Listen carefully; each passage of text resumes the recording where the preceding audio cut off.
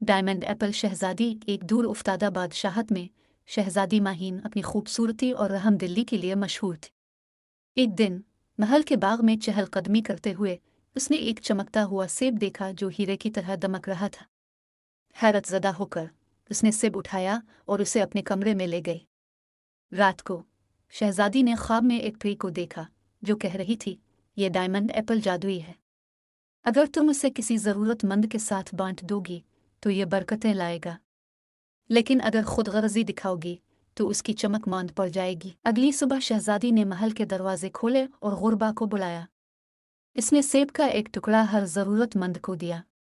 جیسے ہی سیب تقسیم ہوا، محل کے ارد گرد کھیت زرخیز ہو گئے، بھوک ختم ہو گئی اور بادشاہت خوشحالی کا مرکز بن گئی۔ شہزادی نے سیکھا کہ حقیقی خوشی دوسروں کی مدد کرنے میں ہے۔ اس کی رحم دلی کی وجہ سے لوگ اسے ڈائمنڈ ہارٹ شہزادی کے نام سے یاد کرنے لگے۔